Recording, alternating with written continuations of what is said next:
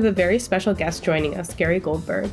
Gary has more than 40 years of global experience in the mining industry, including in executive, operational, and strategic roles. He currently serves as a director for BHP, having most recently served as CEO of Newmont, one of the world's largest gold producers. Prior to joining Newmont in 2011, Gary spent 30 years at Rio Tinto, where he held senior executive roles, most recently as president and CEO of Rio Tinto Minerals, and in leadership roles at Rio Tinto's coal, gold, copper, and industrial mineral businesses. He's a director for Project Cure and a trustee for the Denver Area Council of the Boy Scouts of America.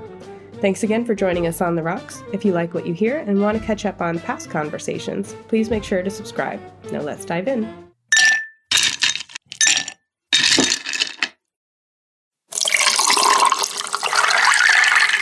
Well, Gary, it's great to have you on today. Thanks, Emily. Great to be with you and look forward to the discussion. So what are you having to drink today? It comes from the Breckenridge Distillery as opposed to the Breckenridge Brewery. And it's actually an offshoot. They're actually distilled and then put into barrels to age that came from the Breckenridge Brewery.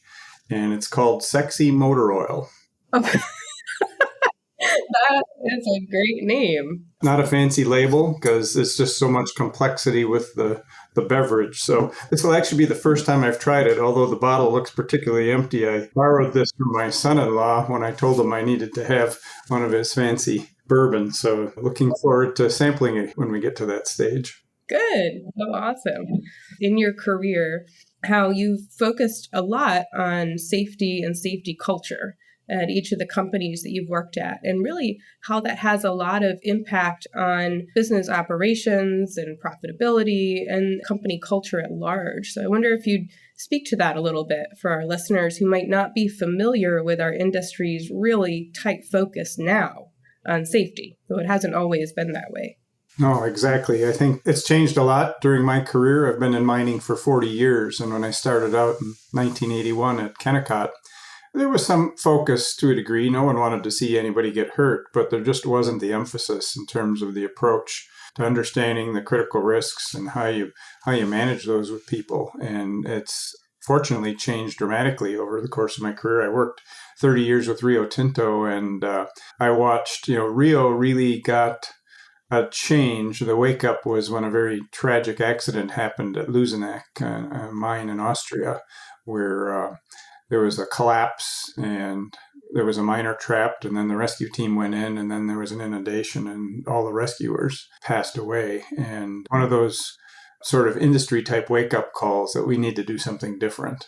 Very small mining operation and very tragic incident, but it helped to shape Rio, and it really started from the top. I watched, at that time, Leon Davis and then Lee Clifford lead the way. And if it doesn't happen at the top, it's not going to carry through in terms of the culture and the support for that culture, because everyone wants to do a good job, and you tend to do it. Sometimes you think, I don't have to do X or Y. I can do it a little faster this way. And that isn't the way we like to see things done. We want to make sure they're done safely and properly. And sometimes you got to set the example by shutting things down. And I think that's been a big part of my career, has been focusing on safety. I've been involved in a number of industry-wide safety elements. I think of NMA's core safety program was one that I worked with other CEOs at that time in NMA to come up with a set of basically standards and approaches for the industry to be able to use. Initially with NMA members, it's open to all mining companies, but to raise the bar. And the goal was basically to look to eliminate fatalities and reduce injury rates over a 5-year period. And I've followed it. I haven't been involved in NMA directly here the last several years, but it's good to see that program still alive and well and doing well, and it's expanded. And it's really kind of a condition of membership into the NMA. And it's really that and some other areas all about raising the bar in industry performance that I've seen as critical. No one wants to see anyone get hurt, like I said, but it's also, mining has a reputation for being a very risky business. I remember we got the Sentinels of Safety Award in Gillette, Wyoming at a coal mine, and we had Howie Mandel come up to present to the whole team, kind of as a reward for, achieving no lost time injuries over a year. And I talked to him beforehand and said, Howie, Walmarts have a higher injury rate than our coal mines. So he got up in front and said, I hear you have really unsafe Walmart here in Gillette. Kind of took things as he would as a comedian the other way. But I think a lot of people just have the impression that we're not safe, and that's not the case at all. I think the industry's really raised the bar. We're not at zero fatalities and zero injuries, and that's the goal I think any responsible miner has in the industry. Do you think that perception, misperception, along with a whole host of other misperceptions about our industry, is an obstacle to non-traditional investors coming into mining? That idea that it's risky physically to the workers? Yeah, I think getting them out to see what's going on and to understand what's going on is critical. Worked with Mark Cutifani and a number of other CEOs with a faith-based effort that involves the Catholic Church and the Anglican Church and the Methodist Church. The first meeting we had at the Vatican, might have been a bishop, I'm not sure, said mining is the cause of all evil. So it kind of sets the bar right where the lowest we can. But I think the key out of that for me anyhow was people, unless they actually get out and see it, really don't know and haven't experienced it. There's two elements of participating with the church. One is we really want to understand their concerns. Their parishioners are employees in lots of cases, but they're also investors in mining companies. So a big part of that effort that we went through early on was to get people out to visit our sites. Sure, we want to listen and we want to learn and improve, but there are a lot of those misperceptions about what goes on. And until you get out on the ground and see what's happening on the ground, you really don't know. And it's internet and everything with social media. There's so much misinformation out there. The best way to get through it is to actually go see for yourself and talk to people directly on the ground.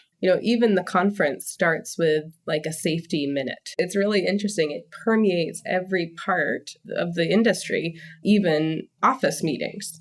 Oh, exactly. And I remember when I went to Newmont, there was a bit of concern. Well, why in the office do we need to do these safety shares? There was kind of a little bit of pushback. We're not out in operations. This isn't high risk. Are we going to bang our knee on the desk? But we kept at it, which was a good thing. And you hear a lot of really heartwarming stories of people being advised by their children at home, Mom or Dad, safety share, or are you doing it the safe way? Should you be wearing hearing protection when you're doing X or Y, or is that safe? And it really does. And that's when it carries outside of the workplace is the critical piece. I remember going in one work site once upon a time, and there was a floor mat that said safety starts here. And that's actually wrong. Safety needs to be a culture that you have that carries both inside and outside the workplace. There's so much that we can take from what's been learned on safety and apply to other issues internally. The collaboration within the industry, for one, and talking about it repeatedly is really important, and making sure people understand it's a priority because you address it every day in every meeting. And just to emphasize the point, this is an area where the industry isn't really competing. We all want to see everybody have success when it comes to safety and health performance. And the same ultimately with diversity and inclusion, because if we don't have an environment where people feel comfortable working and where they can deliver their best, we're not going to attract the best and brightest to come work in this industry. And that's going to take people from all parts of life to be able to be successful in the mining space. And did you get resistance? You mentioned a little bit when you started to focus on safety. Depends on where the mines came up, but lots of times there's a bit of a macho, we can do it and get out of the way, and I'll use a sledgehammer instead of thinking through what I'm supposed to do type of an approach. And I think getting past that to where people actually see we are sincere, that we do care about their personal safety. And once again, like I said, bringing it home, it's how it affects their families, which is critical at the end of the day. If they get injured, then they're not able to look after their loved ones, and or if they're even worse, not able to come home. So there is a reason for them to tie into it, and you just have to show it and stay with it. They need to participate in it. I think where I've seen it work best is where you get the workforce involved in setting up the standards and how you're going to review those things along the way. Bringing something out of corporate and saying, here, go implement this isn't the best way to do it. We continue to learn on how to best get people to enroll their minds into the programs, and I think that's critical. And what would you suggest for an investor to look at when it comes to safety or these types of initiatives? How can they better educate themselves? Yeah, I tend to look, when I look at a company, and when I decided to join Newmont or I decided to join the BHP board, I look at a few things. I look at their investor presentations. Are they emphasizing their performance and whether they're improving or not? And some of the, not just lagging indicators and those sorts of things, but leading indicators. Same thing, how is it tied back to executive compensation? That's a key one. If there's nothing showing up there, then it suggests they probably don't have the right focus. I'd be surprised with any of the larger companies that you'd find any gaps in that today. But with the smaller ones, I think they tend to think, well, we've got so much to do here, and do we have time? And you always have time for that, because the setbacks you have can be monumental if you have a tragic accident along the way, just from the human standpoint, let alone the financial standpoint. So those are some of the areas that I look at. You can really look at what's the messaging of the CEO and what's he saying to the marketplace, he or she saying to the marketplace. How is it that a focus on safety or larger leadership focuses on culture actually do translate to a better performing company? Like, how does that work? I've seen where better safety performance with the different operations I've been responsible for does lead to higher productivity. People communicate better, they feel better about being at work and their ability to contribute safely and go home safely, obviously. And I think those do all tie together. So it's statistically, I think it's been shown that that does make a difference in terms of performance, much like having a more diverse workforce makes a difference in terms of the ability to generate value from a business. You get much better thought. My start of my career was at Kennecott, and it was 100% men at the mine. That was a whole different environment than when I went up to Kennecott Energy in the coal mines, where we had 25% female, 20 to 25% in that workforce. But a whole different way of thinking and a lot better results at the end of the day in terms of production productivity. And that benefits everybody, because the more productive, the better the mine life, because you're going to have lower costs and all the rest. So a lot of benefits generated not just for employees, but also for the community. I would imagine that it also creates better buy-in from the community. A lot of the social license to operate issues that a lot of companies have to be aware of, certainly, even if they're not having a problem. I mean, running a safe and inclusive workplace is critical to making sure that your local community wants you to continue operating there. Oh, exactly. And listening to that community doesn't mean you have to do everything the community wants. It's a matter of listening. I think, once again, back at Bingham Canyon, when I was mine manager, we had meetings with the town council on a regular basis to hear what the concerns were. And we had a lot of retirees that complained about the trains making noises and stuff, stuff that they would have done once upon a time, but they were listened to. And I think having that dialogue is a critical element from a community standpoint to be working together. Well, with all of those challenges that you've worked in throughout your career or had the opportunity to address, what are you excited about seeing the industry take on in the next 10 to 20 years? What excites you about continuing to stay involved? Because you are, as a director, you could have just totally retired and said, I'm done, right? But you've decided to stay engaged. I'm really excited about where the workforce is going, the changes in terms of the makeup of the workforce, and how we continue to attract talent into the business. You look at the demand side, I've heard people use the term forward-facing commodities, but when you look at all the work being done to reduce CO2 emissions, it's going to take steel when it comes to putting in renewable energy. It's going to take copper. It's going to take lithium. It's going to take nickel. And we're going to need those, and we're going to need a lot more of those. So we're going to need to be mining, and we're going to continue to have to up our game in terms of how we work with communities, how we minimize the impact on the environment going forward.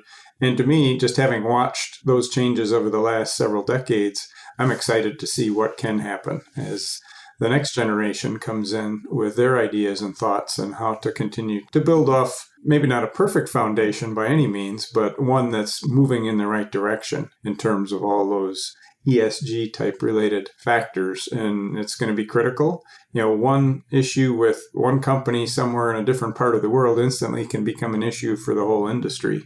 To me, it's exciting about where things go. Automation's a big part of that.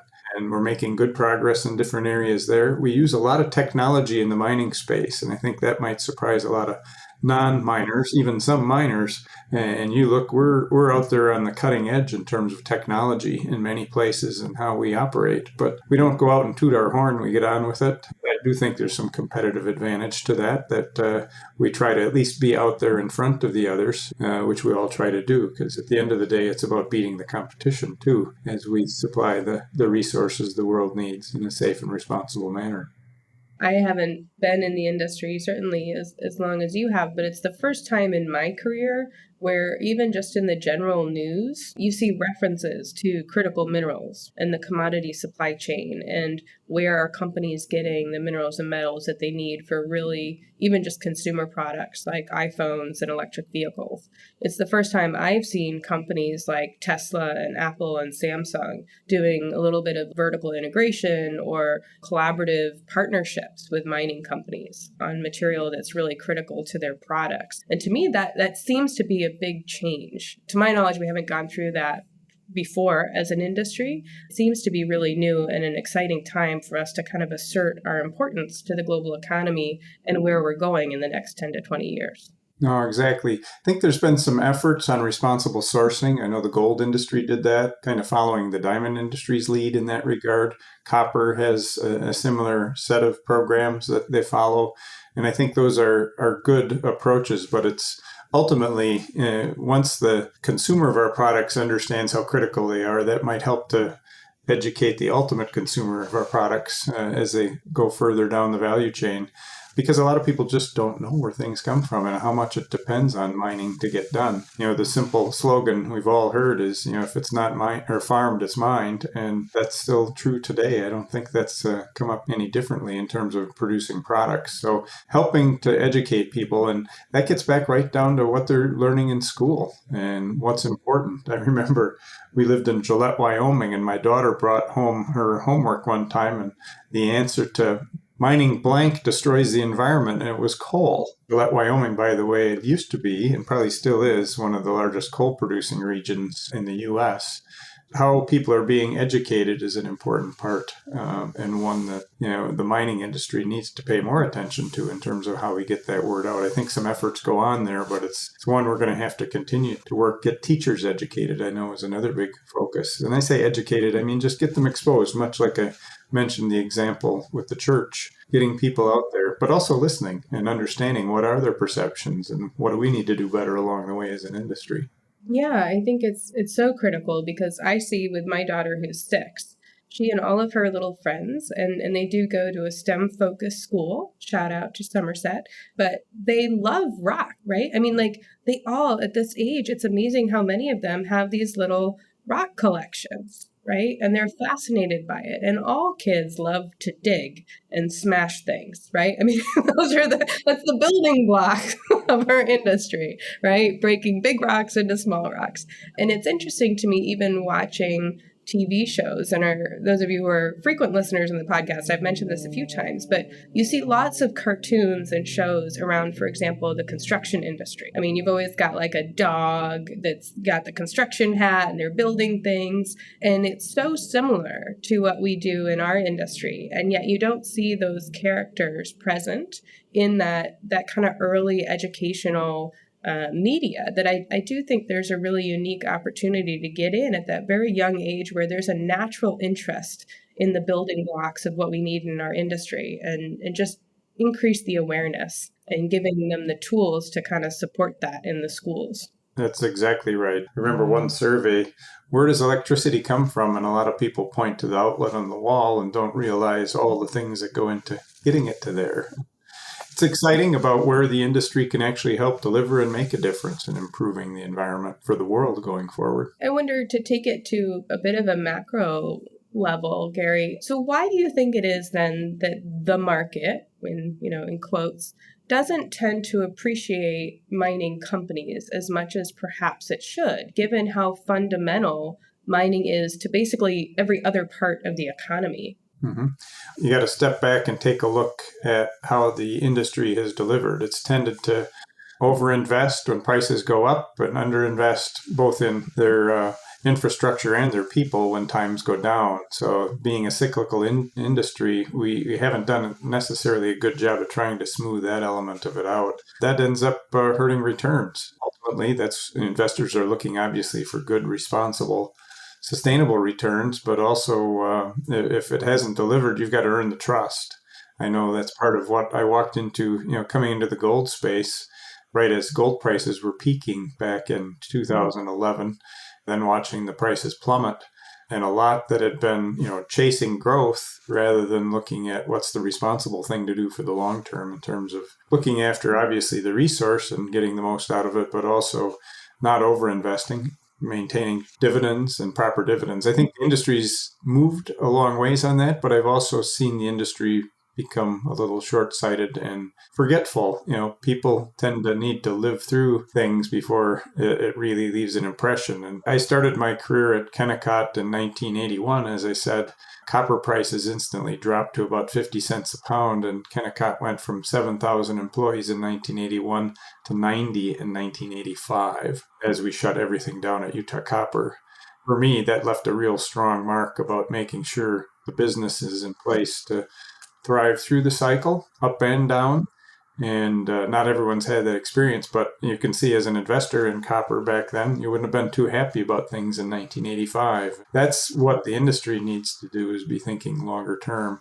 The investor messages have changed. I've watched that over the last decade, getting off the grow, grow, grow push and onto more of how are you going to grow, what makes sense, where does it fit in terms of, back to your point, what do we need 5 to 10 years from now? And what's the right place to position your business at? So that to me is probably one of the big things the industry needs to continue to do and demonstrate, is they're responsible in how they make their investment decisions. Yeah, and I think I really hear your point about, being forward looking, right? Because it's really not about what we collectively need right now. It's what are we going to need in 5 to 10 years, right? And what's the right investment decision to get us there? Yep, if not even longer, when you look at the permit time and the time it takes from a discovery, all the exploration work, community work, getting it through approvals and permitting processes, minimum 10 years, depending on which country you're working in, to bring something up, if not longer. You can go through a lot of work and then find, whoops, I didn't pick up on this person in the community or that group, and all of a sudden, you may not have a project anymore. So it's important right from the start to get those things right, but it doesn't happen quick. Well, I think that's another reason why company culture is so critical, because you're really going in for the long haul anytime you go in to invest in an area, right? So if the culture isn't consistent and won't be able to maintain that engagement through the life of that project, you're going to face issues. I wonder then if you might speak a little bit about, having served certainly as a CEO of really large mining companies and through some really exciting acquisitions and changes, and now being a director, like how are those roles different, and how do you influence culture and performance differently in your current role than when you were in the C-suite? It's a great question, Emily. And I think it's been a challenge, I can say, with COVID, because all the things that I would normally do as a CEO, I would want to still do as a board director, get out and meet with people, do site visits and hear what people on the ground are saying. I've managed a couple of site visits here with BHP over the last year, one down to an oil drilling ship in the Gulf of Mexico and another to a potash deposit that we just approved the sanction of at Jansen up in Saskatchewan. So there I got out and not only had a chance to go see what was happening on the ground and meet with some of the senior leaders, but had some more informal, much like we're doing here, opportunities to talk with groups just to hear what's on their mind. And they could ask director, what was it like to approve the capital for our project? What was it like in the boardroom, sort of questions, but also going to visit, we met with most, not all, I don't think, of the chiefs of the Indigenous First Nations groups in the area that we have the mining operation that's going together, and also went out and spent a day visiting out on site. So you get an opportunity not just to hear things in the boardroom, but to get out on the ground and hear, does it triangulate, is the way I've always looked at it. And what I'm being told, does it fit? And there's metrics. There's a lot of things as a director you do depend, and there's got to be a trust between the board and management, and we definitely have that at BHP. I think we had that as well at Newmont, between management and the board. If that's not there, then you'll have a problem. But having that trust is critical. You've got to recognize, and I do think the values are aligned. When you look at things like safety, the reporting on that, you can hear people when they talk about incidents that have happened, whether they really mean what they're saying, and that goes right at the top. So those are some of the differences. Clearly, I'm not looking at my phone for emails every couple seconds like I used to. It's a different focus from that end, and hopefully, what we're looking at is longer term trends, not what's the share price doing this minute sort of a thing as well. And you do try to shape and you test and ask questions and challenge constructively what management is doing. You bring, or I bring, in the case of me, to the board expertise in mining, but in business and global business. So making sure I share what I've learned along the way in a manner that they can take it on board, not confrontational. You want to learn and understand. And there's some pretty sharp people there. And for me, it's also about learning. The whole other reason I'm doing this is I want to learn. So I look at who else is on the board. What can I learn from them?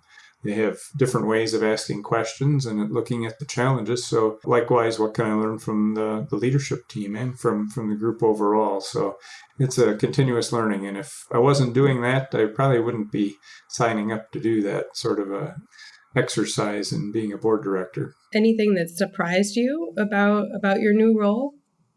I wouldn't say surprised. It's been, like I said, challenged with COVID because we haven't been able to travel. I went on the board in February of 2020 and, one board meeting, and it's been COVID. So it's been a lot of these sorts of meetings. I did have an opportunity now last month to meet face to face with the non-Australian directors in London. So that was kind of nice because it was informal, and you just don't get that same connection that you do when you're just chatting over dinner and those sorts of things. No regrets in making the move on to the BHP board. Every business is always going to have its challenges and opportunities, and lots going on. And that's exciting to be part of that and hopefully helping to shape it to a better outcome at the end of the day. One of the positives I've seen from COVID has been the really fast adoption of different types of technology. I would imagine even at the board level, like before, I think it would have been really hard pre-COVID to convince companies to use Zoom as much as they are now. And just the ability to communicate globally and really efficiently in a lot of cases, there's certainly a lot that you lose, right? Like you said, the informal catching up over dinner, but it's amazing how fast the industry has adapted to integrate that into the way we operate at every level, in my opinion. Exactly. And I think the other piece for me, and a positive surprise, and I wouldn't have known this, is how well the industry, and I can point to BHP because I'm most familiar, how well they adapted to understanding how to protect the workforce. And going through, first it was quarantine and masks, but then getting into testing and really being out there on the leading edge of understanding what is required to understand whether someone can be contagious and how to protect the workforce. And I think they've done a spectacular job of keeping the business running. And most mining companies have, as I look around. You haven't heard, there have been the occasional an outbreak and you have to shut down, but that still was a shutdown. It was wait until people are healthy again and can get back at it. But I think that the industry had to lead the way in a lot of ways in advance of government, or working with governments to make sure they could continue to operate safely, keep their employees safe, and keep the communities where they operated safe. And that impressed me. When I visited at Janssen, they were running people through PCR tests in 15 minutes. The whole workforce was going through it once a day. They were in a uptick in terms of the number of infections in Saskatchewan. So they had that capability, which, a year and a half ago, we didn't have. So hopefully we don't have another pandemic to deal with right away, and we'll come up with ways. But it was just impressive to see how people really came together and worked hard to keep the business sustained, which is a benefit to the employees, to the communities, obviously, and to governments, but important for all those stakeholders to have responded so well. And I think for the most part, employees really got with it and supported the approach. I think we were at SME together in 2020. And then right after that, I went to PDAC, and midway through companies started pulling people back, right? Midway through PDAC in Toronto, and how much everything has changed since then. And even, those first few months were like, oh my gosh, right? What's going to happen? But then it's been amazing even on the deal side. I mean, deals continued to happen. People figured out how to get out in the field and drill and do mapping and do exploration. The companies were able to continue operating. It really is, I think, a testament to how innovative the industry can be when it's required and when everyone's inspired to kind of jump in and figure it out. It's been a really cool thing to watch. No, exactly. And I think I don't know that it's unique to mining, but it's definitely something the resource industry's done a good job of here. And it's not unusual. When faced with a challenge, we come up with ways to work through and figure it out. If you could wave a magic wand and change one thing about the industry, what would it be? If it was possible to wipe the memory banks of folks about the image that mining has, which has been spun over the centuries in terms of, whether it was slave labor, whether it was dirty, unsafe, not the place you'd want your kids to be working, those sorts of things, and wave the magic wand to clear the misperceptions so that people did understand the work we do and that we do really care and that we do want a clean environment for everyone to live in. And those things would be the magic wand. I know that doesn't happen, but I do think the industry is working really hard to change its image to the positive. Thank you. I really appreciate you coming on to talk, and thank you for all the work that you've put into the industry to make that happen. Really appreciate it and can certainly see the impact you've made in the industry. Well, thanks, Emily. Great to get together. Look forward to staying in touch. Absolutely. Thanks. Take care. Thanks, Emily. Thank you to our guest and my colleague, Gary Goldberg, for joining us on this episode of On the Rocks. To learn more about Gary, visit him on LinkedIn and Twitter at Gary Goldberg. For more insights on new mining projects, mining news, and more, go to our website at www.prospectorportal.com and subscribe to our weekly newsletter, The Nugget. Thanks for joining us on The Rocks. If you enjoyed the episode, click the subscribe button and please leave us a review. Until next time, keep your glasses full and your ice cold. Cheers.